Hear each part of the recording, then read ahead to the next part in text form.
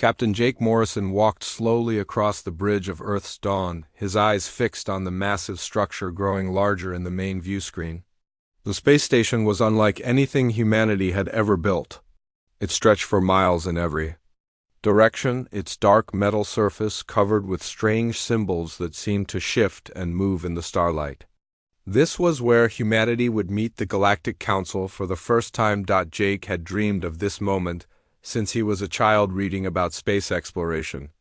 Now, at 42, he commanded Earth's most advanced vessel and carried the hopes of 8 billion people on his shoulders.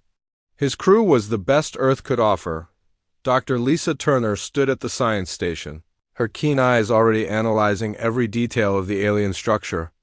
Commander Rick Sullivan checked weapon systems one final time, though they had been ordered to keep all weapons powered down as a sign of peaceful intent. Amanda Foster reviewed her diplomatic notes at the communication console, preparing for the most important conversation in human history.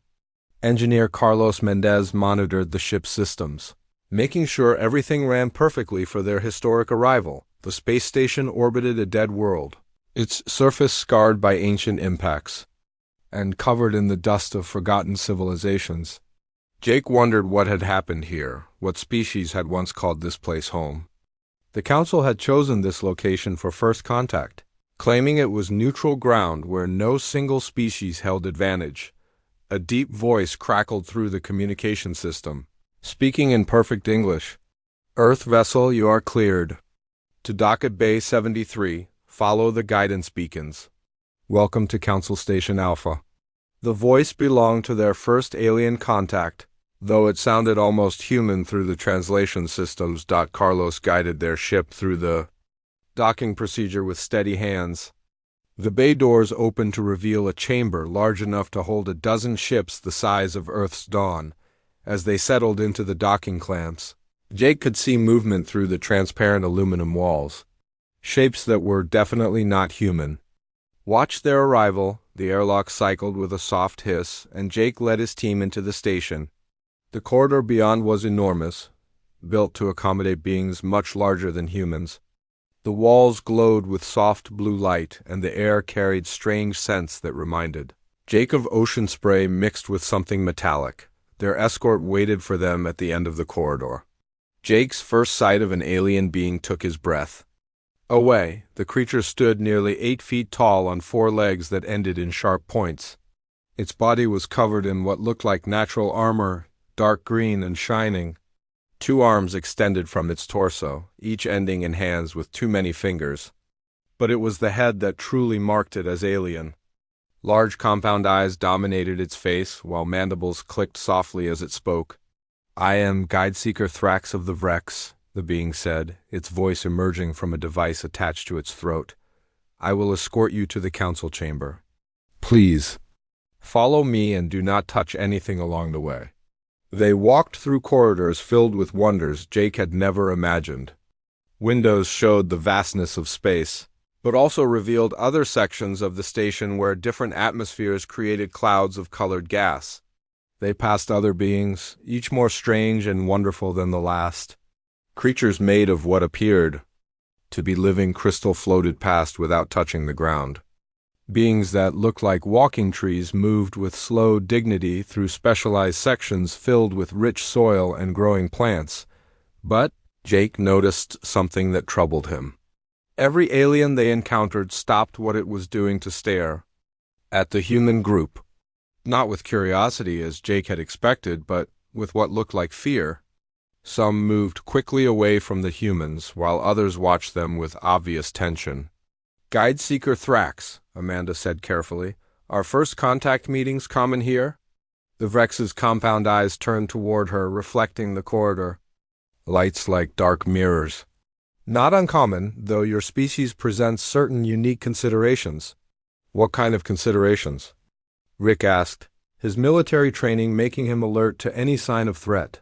Thrax's mandibles clicked rapidly before he answered. "The council will explain everything during the formal meeting. It is not my place to discuss such matters." They entered a vast circular chamber with a domed ceiling that showed the stars beyond. 12 platforms ringed the room at different heights, each designed for a different type of being. Water filled one platform where sleek creatures with fins and gills waited. Another platform held beings of pure energy contained in mechanical suits. The variety was breathtaking. At the center of the room, a single platform rose from the floor. This was clearly meant for the humans. Jake led his team to their assigned position as hundreds of alien eyes watched their every move. A being even larger than their escort appeared on the highest platform. This creature had the same basic body plan as Thrax, but was covered in golden armor that seemed to grow from its skin. When it spoke, its voice filled the chamber without need for amplification. "I am Prime Executor Zixthara of the Galactic Council," it announced. "We welcome the species known as humans to our community of worlds." Jake stepped forward, feeling the weight of history on his shoulders. "I am Captain Jake Morrison of Earth. We come in peace, seeking friendship and cooperation with all beings of goodwill." A sound like wind through crystal came from the energy being's platform. The aquatic creatures released bubbles that formed complex patterns in their water. Other species made sounds Jake couldn't identify, but the translation systems remained silent. Apparently, these were not words meant for human understanding. Prime Executor Zixthara raised one of its many-fingered hands, and the chamber fell silent. "Your species shows great promise, Captain Morrison. However, integration into galactic society requires careful consideration. There are protocols that must be followed for the safety of all." Lisa leaned close to Jake and whispered, "Captain, I'm reading elevated stress hormones from every species in this chamber. Whatever's happening here, they're all afraid." Zixthara continued speaking, unaware of the quiet exchange. "Earth will be granted membership in the Galactic Council, with all the rights and responsibilities that entails. However, certain restrictions must be observed during your species' integration period." "What kind of restrictions?" Amanda asked, her diplomatic training telling her to get specifics immediately. "Human vessels may trade with individual species, but may not form joint ventures involving multiple council members. Human research may proceed independently, but may not include collaborative projects with other species. Most importantly, humans may not enter into military alliances of any kind with council members." The chamber fell completely silent. Jake felt his team's tension rise as they processed what they were hearing. These weren't the terms of welcome they had expected. "With respect, Prime Executor," Jake said carefully, "these restrictions seem unusual. Are they standard for new species?" The golden being's compound eyes fixed on Jake with an intensity that made his skin crawl. "Your species requires special consideration, Captain Morrison?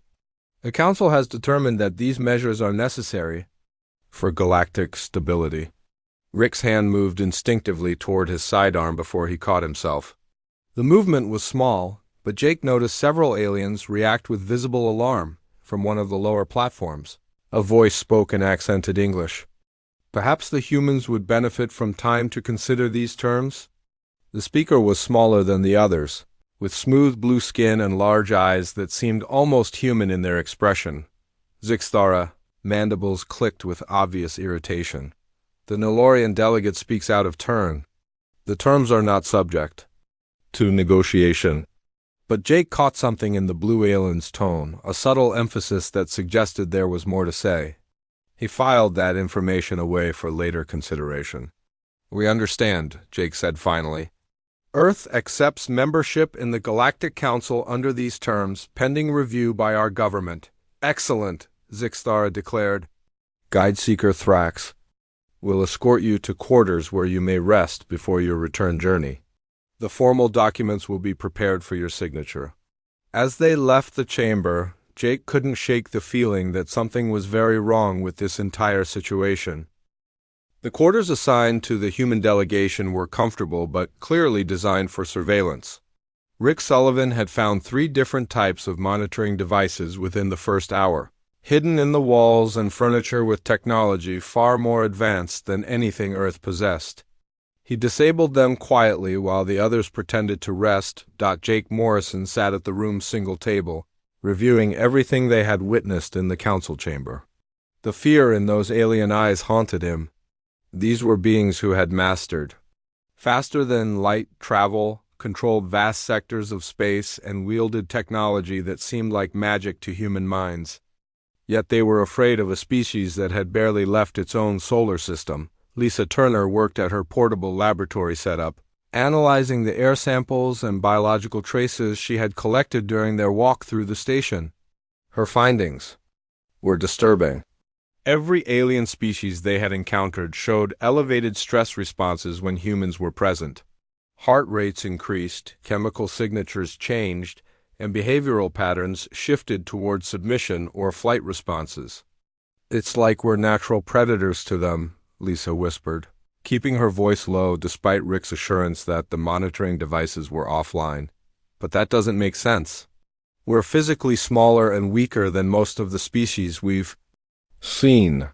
Carlos Mendez had been studying the station's power distribution and communication networks through his engineering scanner. What he found was even more troubling than Lisa's biological data. The station's entire security system had been upgraded recently, with new protocols specifically designed to contain and isolate the human quarters. Amanda Foster paced the room quietly, her diplomatic mind working through the implications of everything they had witnessed. "The restrictions they're placing on us aren't about integration," she said finally. "They're about containment. We're not being welcomed into their community. We're being quarantined." A soft chime indicated someone was requesting entry. The team quickly assumed casual positions as Jake opened the door. The blue-skinned alien from the council chamber stood in the corridor, looking nervous but determined. "I am flowing current of wisdom of the Nalorian people," the being said in careful English. "I wish to speak with you privately about matters of mutual interest." Jake stepped aside to allow the alien to enter. Flowing Current of Wisdom was smaller than most of the other species they had encountered, standing only slightly taller than Jake himself. The Nalorian's large eyes held an intelligence that seemed almost human in its depth and complexity. "You are taking great risk by coming here," Amanda observed. "Yes," Flowing Current of Wisdom agreed. "But some risks must be taken for the greater good. What you experienced in the council chamber today was not normal protocol for new species." Rick leaned forward, his military instincts engaged. "What do you mean?" The Nalorian's skin color shifted slightly, taking on deeper blue tones that seemed to indicate emotional stress. "When my people joined the council 300 years ago, we were welcomed with celebration. Research partnerships were offered immediately. Trade agreements were negotiated as equals. Military cooperation was encouraged to help defend against common threats. So why are we different?" Jake asked, though he suspected he already knew the answer would be disturbing. Flowing current of wisdom moved to the room's single window, gazing out at the dead world below. "Because you are not the first humans the galaxy has known." The statement hung in the air like a physical presence. Lisa's medical scanner slipped from her suddenly nerveless fingers, clattering on the floor. "That's impossible," Carlos said. "We've only achieved interstellar flight in the last 50 years. This is humanity's first contact with alien species." "Your current civilization's first contact," the Nalorian corrected gently. "But human beings walked among the stars 12,000 years ago, during the time of the Great Alliance." Rick's hand moved to his weapon before he caught himself. "You're talking about some other species that look like us." "Convergent evolution." Flowing Current of Wisdom turned from the window, and Jake could see sadness in those large eyes. "No, Commander Sullivan, they were human. DNA analysis from archaeological sites confirms this beyond question. They came from the same world you call Earth, though they knew it by a different name." Amanda sank into one of the chairs, her diplomatic composure finally cracking. "What happened to them?" "They built something that terrified the established powers of that time," Flowing Current of Wisdom explained. "An alliance unlike anything the galaxy had ever seen. Species that had been enemies for millennia became friends under human leadership. Races that had never cooperated began working toward common goals. Within 2 centuries, nearly half the galaxy had joined their alliance." Jake felt a chill run down his spine. "What made them so effective at building alliances?" "The Nalorians. Skin shifted to an even deeper blue. The same thing that makes every being in this station afraid when you walk past. Humans possess something that other species lack. You inspire trust, even from natural enemies.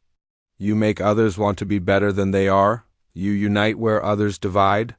Lisa picked up her scanner and checked its readings again. The biological responses we've been detecting, it's not fear exactly, is it? No, flowing current of wisdom confirmed. It is the response of beings who feel compelled to follow, to trust, to believe in something greater than themselves. Your species produces pheromones and behavioral cues that trigger deep evolutionary responses in most other intelligent life. Carlos shook his head in disbelief. You're saying we're natural leaders? That other species want to follow us? More than that, the Nolorian said. You make them want to be worthy of following you. The ancient humans didn't conquer the galaxy. They convinced half of it to join them willingly. Rick's tactical mind was already working through the implications. So what happened to them? If they were so successful, why aren't they still here? Flowing current of wisdom's skin went pale, almost white. The established powers couldn't allow such a threat to their control to continue. They formed what is now the Galactic Council specifically to contain and eventually eliminate the human-led alliance. They destroyed them?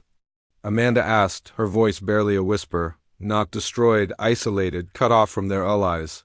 Forced back to Earth, the Council spent centuries ensuring that when humans inevitably returned to space, they would be immediately contained before they could form new alliances. Jake stood up abruptly, pacing to the window. The dead world below suddenly took on new meaning. This world, what happened here? This was Corvaxi Prime, flowing current of wisdom said sadly. Home to humanity's greatest allies in the ancient alliance. When the Corvaxi refused to abandon their human friends, the Council blockaded their world until their civilization collapsed. The room fell silent as the humans processed this information. Finally, Jake turned back to their visitor. Why are you telling us this? You're risking everything by sharing this history. The Nolorian's skin brightened slightly, showing the first hopeful colors they had seen. Because some of us remember what the galaxy was like during the Great Alliance. Peace between species, cooperative exploration, scientific advancement that benefited everyone rather than just the powerful. Some of us have been waiting 12,000 years for humans to return. Amanda leaned forward intently. Are there others who feel this way? More than you might think. Especially among the younger generations who are tired of the councils. Authoritarian control? The Corvaxi descendants still sing songs about their human allies. The Eldari maintain secret archives of human collaborative research. Even some Vrex question whether the old fears still apply. Rick was studying the station schematics on Carlos's scanner. If what you're saying is true, then we're walking into a trap. The Council will never allow us to leave if they think we might start building alliances again. You may not have a choice, flowing current of wisdom said grimly. There are factions within the Council who believe the only permanent solution is to eliminate Earth before you can make contact with potential allies. Jake felt the weight of 8 billion lives pressing down on him. What do you suggest we do? The Nolorian moved toward the door, then paused. Learn the truth about your people's history. Find the others who remember the old alliance. And decide whether you want to live as prisoners in your own solar system or risk everything to restore what was once the galaxy's greatest hope for peace. After flowing current of wisdom left, the human team sat in stunned silence. Finally, Lisa spoke. If this is all true, then humanity isn't just another species joining the galactic community. We're the return of their worst nightmare, Jake nodded grimly. And the question becomes, do we accept their restrictions and live safely? In isolation, or do we risk everything to find out what we're really capable of? Jake Morrison made his decision during the long hours of the station's artificial night. While his crew slept, he worked quietly at Carlos's engineering console, using the ship's communication array to send coded messages to Earth. But he wasn't just reporting to headquarters. He was reaching out to the galaxy itself, the communication protocols, Flowing current of wisdom had quietly provided gave Jake access to networks the Council didn't monitor closely. These were channels used by younger aliens, traders on the outer rim, and species that felt ignored by the central government. Jake's first message was simple. Humanity was looking for friends. Within hours, responses began flooding in. The translation software worked overtime as dozens of different species sent messages of curiosity, hope, and sometimes desperation. Many spoke of oppression under Council rule. Others shared stories passed down through generations about the legendary human alliance. Some simply wanted to meet the species that had once united half the galaxy. Lisa Turner was the first awake and find Jake still at the communications console. The dark circles under his eyes told her he had been working all night. "Captain," she said quietly, "what are you doing?" "What we should have been doing from the beginning," Jake replied, showing her the screen full of incoming messages. "We're talking to the people the Council doesn't want us to meet." Rick Sullivan emerged from his sleeping area, instantly alert despite having just awakened. His military training told him something important was happening. When he saw the communication activity, he understood immediately. "Sir, this could be considered an act of war by the Council," he warned. Jake turned in his chair to face his crew. "Rick, they're planning to destroy Earth whether we cooperate or not." Flowing current of wisdom made that clear. Some Council factions want to eliminate us before we can build alliances. Our only chance is to build those alliances first. Amanda Foster joined them, her diplomatic mind already working on the implications. "If we're going to do this, we need to be smart about it. We can't just randomly contact every species in the galaxy." Carlos Mendez had been listening while checking his engineering systems. "I've been analyzing the message patterns," he said. "Some of these species are clearly more interested than others, and some are sending coded information that suggests they have resources we might need." Over the next several hours, Jake's team worked to organize their secret communications.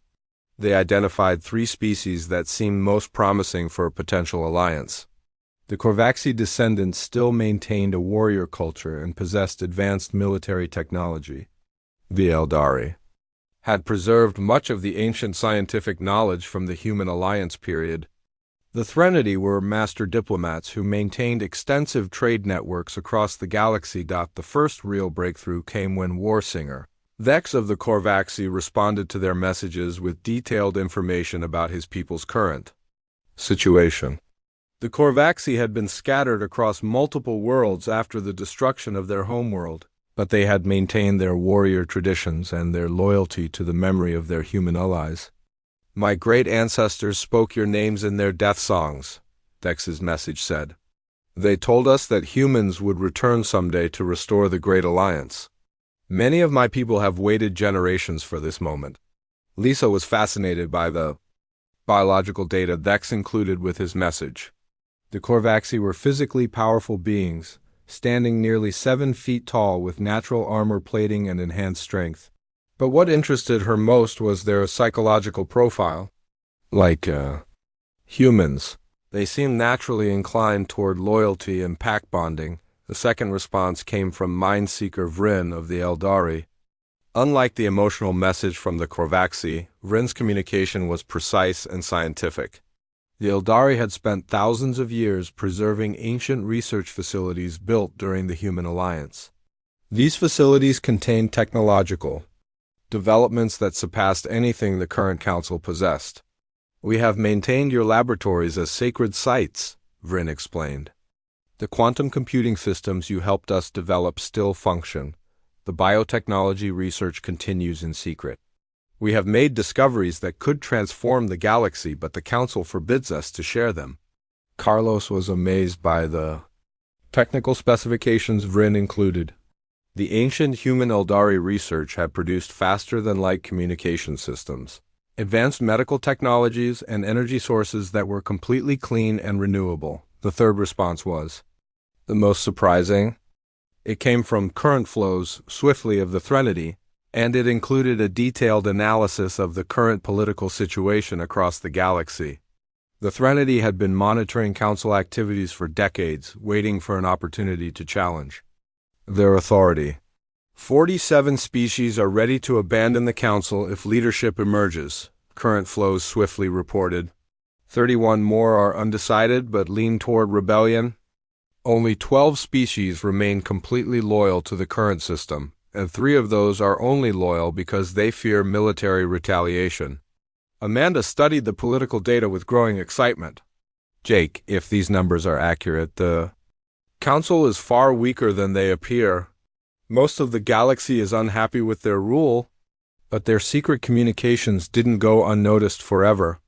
Guide Seeker Thrax appeared at their quarters early the next morning, his compound eyes reflecting agitation and concern. Captain Morrison, Thrax said formally, Prime Executor Zixthara requests your immediate presence in the Council chamber. There are matters that require discussion. Jake exchanged glances with his team. They all knew their activities had been discovered. Rick's hand moved instinctively toward his weapon, but Jake shook his head slightly. Fighting their way out was not an option when they were surrounded by a space station full of advanced aliens. The walk to the Council chamber felt different this time. The corridors that had seemed wondrous during their first visit now felt like a trap closing around them. Other aliens they passed looked at them with mixtures of fear, hope, and curiosity.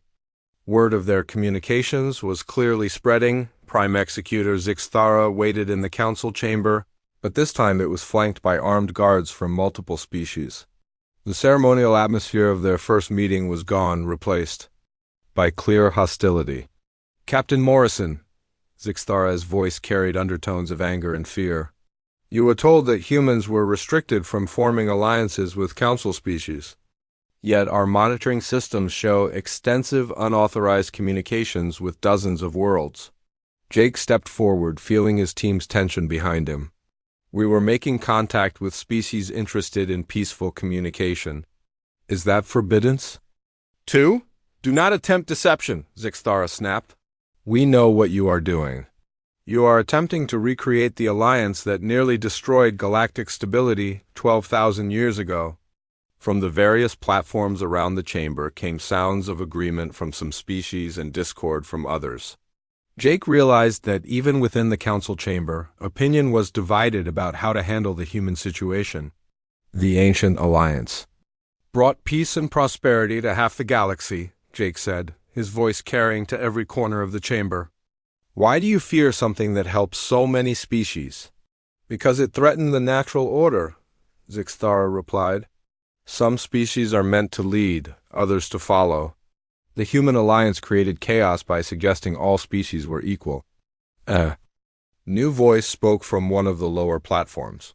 Jake recognized it as belonging to one of the crystalline beings they had seen earlier. Perhaps the human speaks truth. The ancient records show great advances during the Alliance period. Other voices joined in, creating a growing debate within the Council itself. Jake realized that their secret communications had done more than contact potential allies. They had reopened questions that had been buried for thousands of years. Zixthara's mandibles clicked with obvious frustration as the debate continued around the chamber. Finally, the Prime Executor raised its arms for silence. Enough, Zixthara declared. Captain Morrison, you and your crew will return to your vessel immediately. Earth's application for Council membership is denied. You will return to your solar system and remain there permanently. But as they left the chamber, Jake noticed something that gave him hope. Several aliens made subtle gestures of support as they passed. The crystalline being that had spoken in their defense pulsed with colors that the translation system identified as encouragement. Even some of the Vrex guards seemed conflicted about their orders, back on Earth's dawn. Jake's team prepared for departure while continuing their secret communications. Warsinger Thex sent word that Korvaxi ships were already moving toward rendezvous points. Mindseeker Vryn reported that Eldari research facilities were being prepared for human visitors. Current flows swiftly provided detailed star charts showing safe routes through Threnody space. They can send us home, Jake told his crew as their ship undocked from the station, but they can't stop what we've started. The galaxy is ready for change, and they know it. As Earth's dawn pulled away from Council Station Alpha, Jake could see other ships beginning to move in the space around them. The alliance was already beginning to form, and this time the Council might not be able to stop it. The journey back to Earth took 3 weeks, but Jake Morrison's crew never stopped working. Every day brought new messages from across the galaxy as word spread that humans had returned to space and were seeking allies. The communication networks that had been quiet for thousands of years suddenly came alive with activity. Carlos Mendez worked around the clock to handle the flood of incoming transmissions. Species that had never contacted each other began coordinating through the human ship. The Corvaxi shared military intelligence with the Eldari. The Threnody opened trade routes to species that had been isolated for centuries. Earth's dawn had become the center of a growing rebellion against Council authority. Lisa Turner analyzed biological data from dozens of species, confirming what flowing current of wisdom had told them. Nearly every intelligent species in the galaxy showed positive responses to human presence. The effect was strongest in younger individuals and those who felt oppressed by current conditions. "It's like we're naturally designed to be peacemakers," Lisa explained to Jake as they reviewed her findings. "Other species trust us instinctively, but more than that, they want to live up to that trust. We don't make them follow us. We make them want to be better." Rick Sullivan studied the military data coming from their new allies. The picture that emerged was disturbing. The Council maintained power through fear, keeping species isolated from each other and dependent on Council protection. But their actual military strength was concentrated in only a few loyal species. "Most Council members don't have significant military forces," Rick reported. "The Vrex provide most of the enforcement, along with 2 or 3 other species. If enough worlds rebel at once, the Council won't have the ships to stop them all." Amanda Foster worked on something even more important than military analysis. She was drafting the charter for a new galactic government based on voluntary cooperation instead of forced compliance. The document drew from Earth's democratic traditions but incorporated ideas from dozens of alien species. But their biggest breakthrough came from an unexpected source. Deep in the archives of an ancient Corvaxi battleship, War Singer Thex discovered records from the original human alliance. These weren't just historical documents. They were detailed plans for galactic governance that had worked for over 1,000 years. "Your ancestors were wise beyond measure," Thex reported during one of their regular communications. "They created systems that allowed hundreds of species to work together while maintaining their individual cultures. The plans are still here, waiting to be used again." Jake felt the weight of history as he reviewed the ancient documents. Names like General Sam Cooper and Admiral Kate Williams appeared throughout the records, humans who had helped build something magnificent across the stars. Now their descendants faced the same choice: accept isolation or fight for freedom. The decision was made for them when Earth's dawn reached the edge of their home solar system. A massive Council fleet waited for them, blocking their path to Earth. Hundreds of ships from a dozen species surrounded the human vessel, their weapons powered and ready. Prime Executor Zixthar's voice came over their communication system with cold authority. "Captain Morrison, you will surrender your ship immediately. The contamination you represent ends here." Jake looked at his crew, seeing determination in every face. They had known this moment would come. The question was whether they would face it alone. "This is Captain Morrison of Earth's Dawn," Jake broadcast on all frequencies, both Council and Rebel networks. "We are humans, and we have returned to reclaim our place among the stars. We call upon all free beings to stand with us against tyranny." For long moments, nothing happened. The Council fleet maintained its positions while Jake's crew prepared for what seemed like certain death. Earth lay only hours away, but they would never reach it alive. Then space began to shimmer as ships dropped out of faster-than-light travel. First came the Corvaxi battle fleet, their wedge-shaped vessels taking formation around Earth's dawn. War Singer Thex's voice boomed across all channels. "The children of humanity have returned, and the Corvaxi remember our oath. We stand with Our ancient allies until death takes us all. More ships appeared as the Eldari research vessels joined the growing fleet. These ships looked fragile compared to the Korvaxi warships, but Jake knew they carried technologies that could change the balance of power. Mindseeker Vrin's calm voice added to the growing chorus. The Eldari bring knowledge preserved from the Great Alliance. Together we shall build wonders that shame the Council's petty fears. The Threnody diplomatic ships came next, their elegant vessels moving with precision through the growing formation. Current flows swiftly spoke for his people with quiet dignity. The Threnody offer our networks of communication and trade. Through cooperation, we shall achieve what force alone cannot accomplish. But the real shock came when ships bearing counsel. Markings began changing sides. A group of young Vrex officers led by Sub-Commander Klixara announced their defection from the Council fleet. We choose freedom over fear, Klixara declared. The old ways have brought only stagnation and oppression. It is time for change.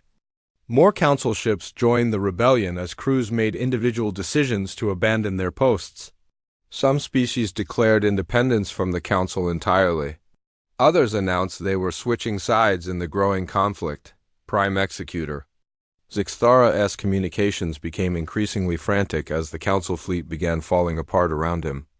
This is exactly what we feared. The human contamination spreads like a disease, destroying the natural order of things. Jake opened a channel to address both fleets directly. Zixthara, there is no contamination here. There is only the hope that all beings can work together as equals. The natural order you defend is built on fear and oppression. We offer something better. You offer chaos, Zixthara responded angrily. Your species destroyed the galaxy once before. We will not allow it to happen again. We didn't destroy anything, Jake replied calmly. We helped build something beautiful, and you tore it down because you couldn't control it.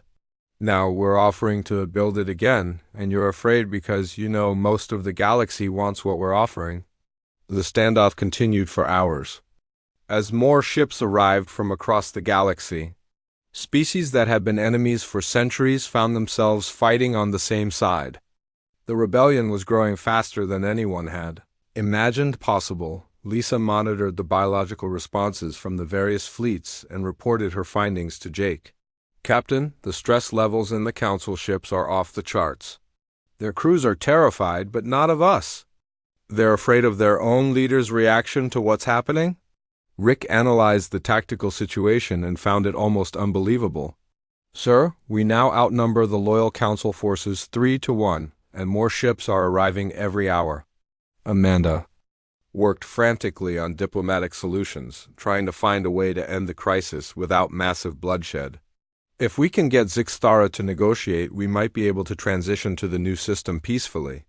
But Carlos made a discovery that changed everything. While monitoring Council communications, he detected signals that chilled his blood. Captain, they're not just trying to stop us. They're preparing to destroy Earth itself. If they can't contain the rebellion, they plan to eliminate humanity entirely. Jake felt anger rise within him for the first time since this crisis began. The Council was willing to commit genocide to maintain their power. 8 billion innocent people would die just to prevent humans from inspiring other species to seek freedom. All ships, this is Captain Morrison, Jake broadcast to the rebel fleet.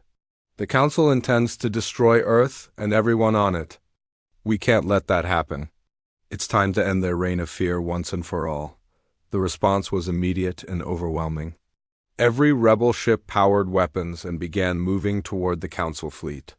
The final battle for galactic freedom was about to begin, and Jake Morrison found himself leading an alliance that spanned dozens of species and hundreds of worlds. The age of the Galactic Council was ending, and the age of the new alliance was about to dawn in fire and starlight.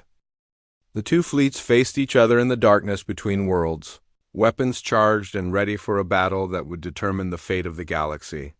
Jake Morrison stood on the bridge of Earth's dawn, knowing that his next words could either save billions of lives or start a war that would consume entire star systems.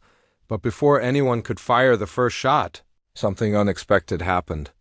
Ships began appearing throughout the solar system, but these weren't military vessels. They were civilian craft from dozens of species, carrying families, traders, scientists, and ordinary beings who had heard about the confrontation and come to witness history. The arrival of so many non-combatants changed everything. Neither the Council forces nor the Rebel Alliance could risk a battle that would kill millions of innocent observers. Prime Executor Zixthara found himself trapped by his own people's moral codes. Jake opened a communication channel that reached every ship in the system. His voice was calm but carried the weight of absolute conviction. "People of the galaxy," he began, "today we stand at a crossroads. We can choose the path of fear that has divided us for thousands of years, or we can choose the path of cooperation that once brought peace to countless worlds." On screens throughout the system, Jake's image appeared as he spoke. He looked tired but determined, a human being who had somehow become the center of galactic attention. "The Council tells you that humans are dangerous, that we will destroy the natural order of things. But what is that natural order? Is it one where species live in fear of each other? Where trade is controlled by distant bureaucrats? Where scientific research is limited by political considerations?" Zixthara's voice cut across the channel with obvious anger. "You speak of cooperation, but you offer only chaos. Your kind destroyed the galaxy once before." "No," Jake replied firmly. "We helped build something beautiful, and you destroyed it because you were afraid of losing power. The galaxy flourished during the Great Alliance. New technologies were developed, conflicts ended peacefully. Species that had been enemies became friends. From the Rebel fleet," War Singer Thex added his voice to the broadcast, "the Korvaxi remember the Alliance years. They were the greatest period in our history. We learned from humans that strength comes not from dominating others, but from protecting them." Mindseeker Vryn of the Eldari joined the conversation with scientific precision. "Our archives showed dramatic improvements in living standards, technological advancement, and interspecies cooperation during the Human Alliance period. The current Council system has produced only stagnation and fear. Current flows swiftly of the Threnody spoke with diplomatic skill. We have monitored galactic conditions for centuries. Conflict between species has increased under Council rule. Trade has become restricted. Cultural exchange has nearly stopped. The human approach offers demonstrable improvements." But the most powerful voice came from an unexpected source. Sub-Commander Clixara of the Vrex, offspring of Prime Executor Zixthara, broadcast a message that shocked everyone in the system. "My parent speaks of natural order and necessary control," Clixara said. "But I have seen what humans offer, and it is not chaos, it is hope. Hope that we can be better than our fears. Hope that cooperation can achieve more than domination." Throughout the Council fleet, more ships began switching sides as crews made individual decisions about their future. The defections weren't limited to young officers. Veteran commanders and entire species delegations announced their withdrawal. From Council authority, Lisa Turner monitored the biological responses from across both fleets and reported something remarkable to Jake. "Captain, the stress levels are dropping throughout the system. Even in the ships still loyal to the Council, crew members are showing signs of relief rather than combat readiness." Rick Sullivan tracked the tactical situation as it evolved minute by minute. "Sir, the Council fleet is down to less than 30% of its original strength. Most of their remaining ships are Vrex vessels commanded by Zixthara's most loyal followers." Amanda Foster worked frantically on diplomatic solutions as she watched the crisis unfold. "Jake, we have an opportunity here. If we can get Zixthara to stand down without losing face, we might be able to transition peacefully to a new system." Carlos Mendez monitored communications across all channels and discovered something that changed Jake's entire approach. "Captain, I'm detecting massive communication activity from Earth. Our governments have been watching this entire confrontation, and they're broadcasting their own messages to the galaxy." On every screen in the system, Earth's leaders appeared with a joint statement from all nations. The message was simple but powerful. Humanity wanted nothing more than to be good. Neighbors to all species in the galaxy. Jake felt a surge of pride as he listened to presidents and prime ministers from around the world speak with one voice about cooperation, peace, and mutual respect. Earth wasn't offering to lead the galaxy. They were offering to help everyone work together. The civilian ships that had gathered to watch the confrontation began broadcasting their own messages. Ordinary beings from dozens of species spoke about their hopes for a better future. Families talked about wanting their children to grow up in a galaxy where species could be friends. Scientists shared dreams of collaborative research projects. Traders spoke of open commerce between worlds. Prime Executor Zixthara's voice became increasingly desperate as the situation slipped away from council control. You do not understand what you are unleashing. Without firm guidance, the galaxy will descend into chaos and war. Jake's response was gentle but firm. Zixthara, look around you. Do you see chaos? I see species that have been enemies for centuries. Standing together peacefully, I see hope replacing fear. I see the beginning of something wonderful. The turning point came when Flowing Current of Wisdom broadcast a detailed analysis of galactic conditions under council rule versus the projected benefits of the alliance system. The data was overwhelming. Every measure of prosperity, peace, and progress showed dramatic improvements during periods of cooperation. One by one, the remaining council ships began powering down their weapons. Ship commanders announced their willingness to join negotiations for a new galactic government. Even some of Zixthara's most loyal followers began questioning the wisdom of continuing the confrontation. Finally, Zixthara himself spoke with a voice heavy with defeat and resignation. Very well, Captain Morrison. It appears the galaxy has chosen its path. We will negotiate terms for the transition to your alliance system. The cheers that erupted from ships throughout the system were unlike anything the galaxy had ever heard. Dozens of species celebrating together, their voices combining in a harmony that transcended language barriers. Jake felt the enormous weight of responsibility settling on his shoulders as he realized what they had accomplished. This is just the beginning, he told his crew. Now we have to prove that cooperation really can work better than control. The negotiations that followed took place on a neutral space station provided by the Threnody. Representatives from over 50 species worked together to create a new system of galactic governance based on voluntary cooperation rather than imposed authority. Amanda Foster found herself at the center of the diplomatic efforts, helping to draft agreements that preserved each species' independence while enabling cooperation on matters of mutual interest. The new Galactic Alliance would have no supreme authority. Instead, decisions would be made by consensus among equals. Warsinger Thex worked with Rick Sullivan to design a defense system that protected all member species without threatening their neighbors. The Alliance Defense Force would be truly integrated, with crews from multiple species serving together on every ship. Mindseeker Vrin collaborated with Lisa Turner and Carlos Mendez to establish research stations where scientists from all species could work together on projects that benefited everyone.